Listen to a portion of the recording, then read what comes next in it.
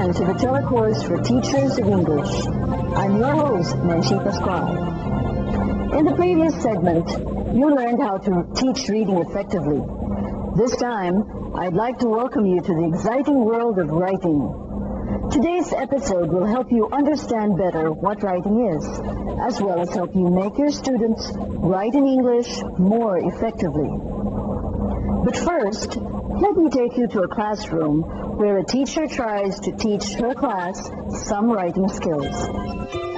Class, today you shall have an interesting activity. Okay? You're going to write a composition about something. I don't want to hear that. Listen. You're going to write a composition of no less than 200 words on the topic, the effects of pollution on one's health. Okay? Now, you will complete your work within 45 minutes. So, yeah. Okay, class, do you have any questions? Huh? No. You may begin your work now. Bring out your pens and papers. Start writing down your composition.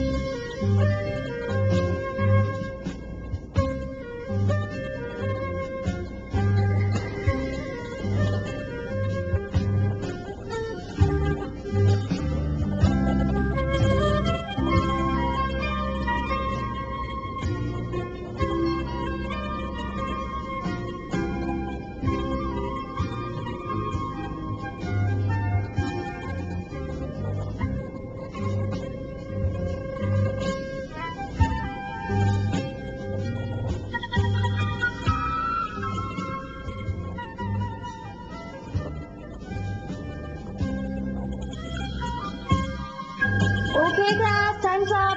Finished or not finished? Finished or not finished? Pass your papers. Now, the people in front, you're going to be the monitors. Kindly collect all the papers.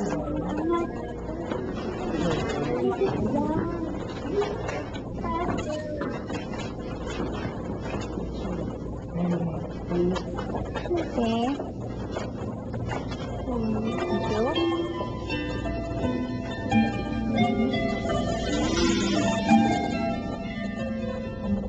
Does this scene look familiar? Have you ever wondered why most students can't seem to know what to do when asked to produce a piece of writing? Have you noticed them stare blankly at the ceiling, at the wall, at their paper? Bite their ball pens? Write a word or two on their paper? What do their actions mean? Why do most students act this way when asked to write? Is writing such a difficult task to do? We will know the answers to these questions when we return. Stay tuned.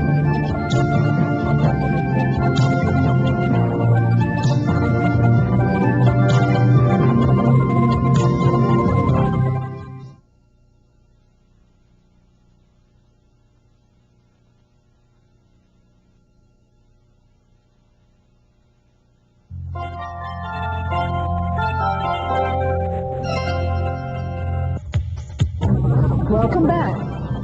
To understand the students' problems shown in the footage, let us first find out what writing is. In a way, writing is similar to speaking. Both are productive skills. While speech is produced when speaking, a text is created when writing.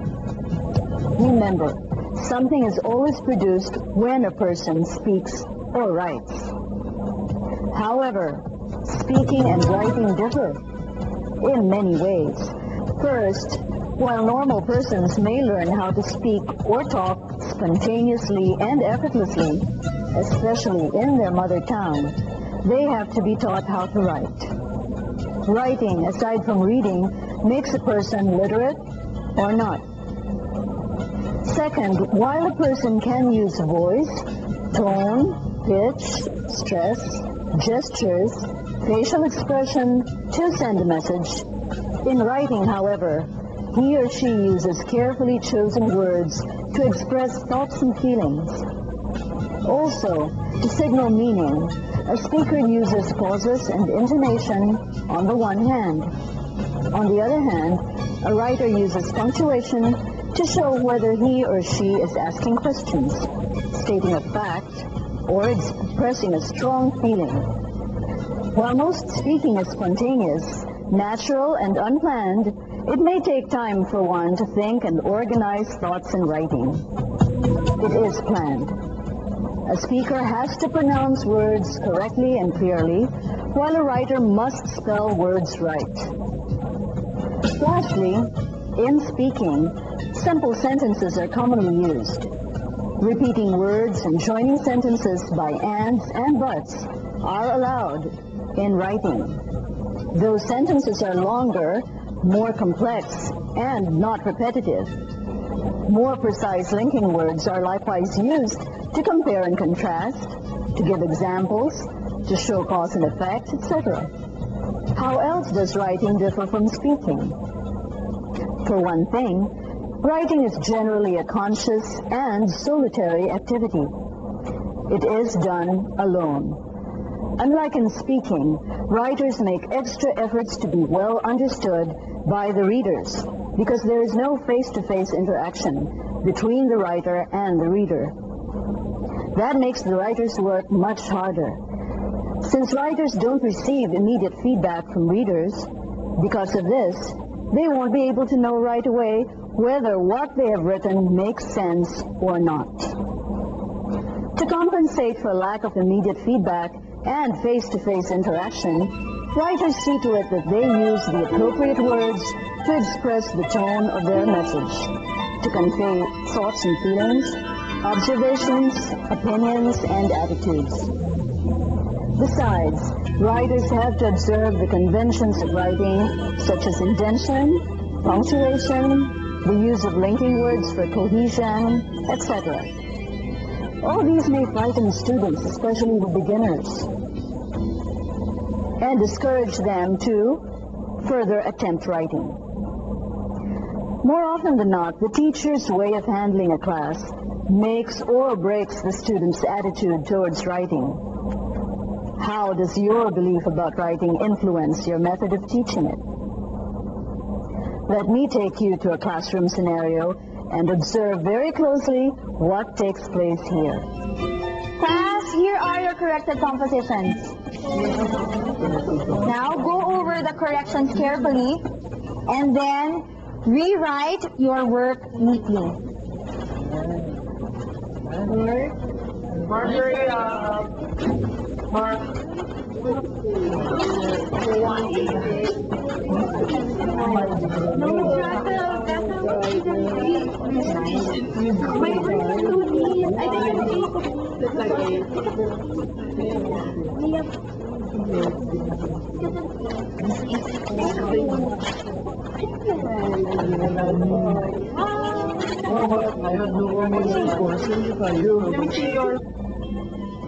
Have you ever done that in class? In that scenario, how does the teacher view writing? Obviously, the teacher in that scenario appears to be simply interested in what the students can produce.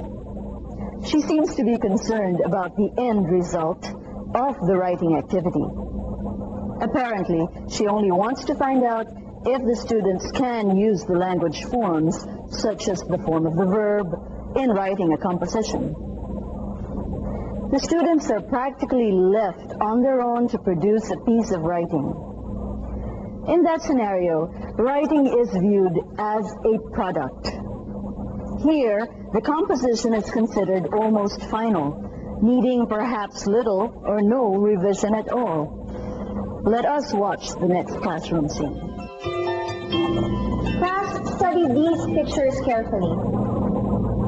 Who can say something about each of them? How about the first picture? Yes? Katrina. Ma'am, that's a picture of smoke belching vehicles. See the black smoke coming from the jeepneys and trucks? I see that all the time on the road. That's correct, Katrina. I agree with you too. How about the second picture? Yes, Yasa? The other picture is a river with a lot of things floating on it. Its water is black and yuck, dirty. You're right, Yasa. And what do you think makes the water black and dirty? Well, ma'am, because of the waste people throw around. Pollution coming from factories and other manufacturing plants and many more, ma'am. That was really good, Yasa. Now, how about the third picture? Who can say something about it? Yes, Aaron? The third picture shows factories with black smoke coming from the chimneys of those factories. Very good. In fact, Yasa mentioned that earlier. Now, what about the last picture? Mark? So the last picture is about the heaps of uncollected garbage in street. As you can see, flies are all over the place. Very good. Class, can you think of a word to label these pictures? Pollution. Correct. I'll write that down.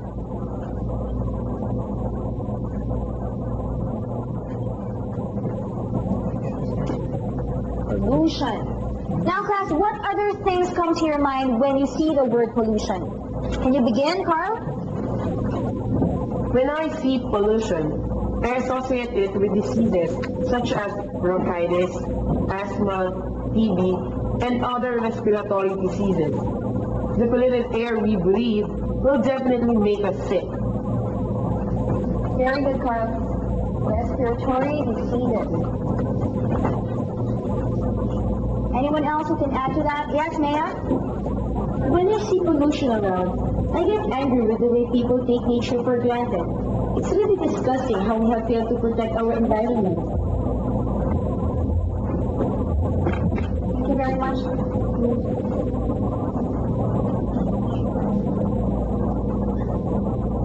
That's a good point there, Maya. Now, who else can recite? How about Sheila?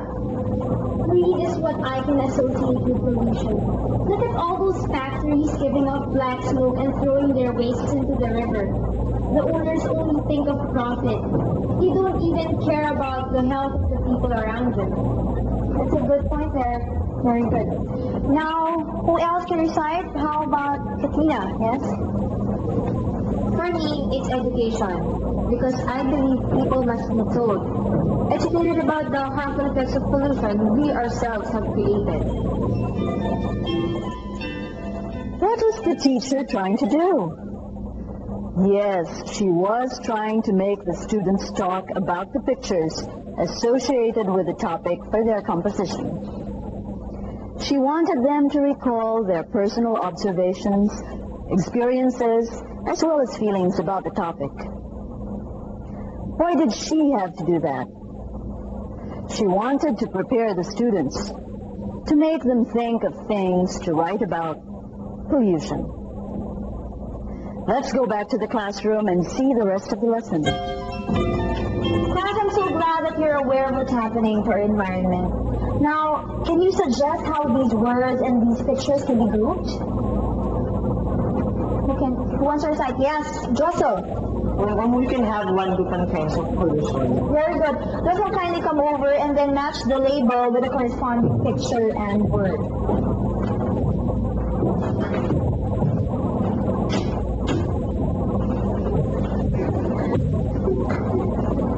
Who else has another answer? Yes, Jeffrey. Another is the causes of pollution. Very good.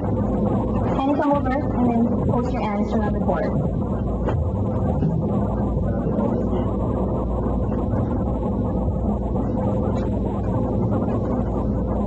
Very good. Who else wants to recite? Yes, Aaron. What about the effects of pollution? Very good.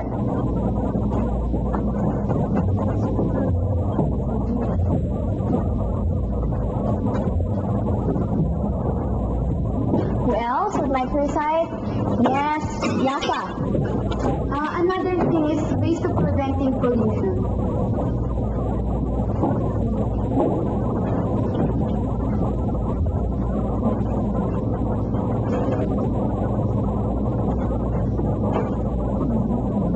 That's very good. In fact, that, class, these are the possible topics which you might want to write about. You don't need to write about all of them. All you need to do is write about the topic which you feel you can handle best. Okay? And then choose a topic and see how you can explore it. From there, you're now ready to write your first draft. Did you notice how the teacher processed the students' responses? She helped them put some sense or order in an otherwise freewheeling interaction. Dividing the main topics into subtopics might help students decide which ones to treat in their own work. Helping students focus on one or two subtopics might also help them not to feel overwhelmed by the general topic, which is pollution. What do you think happens in day 2?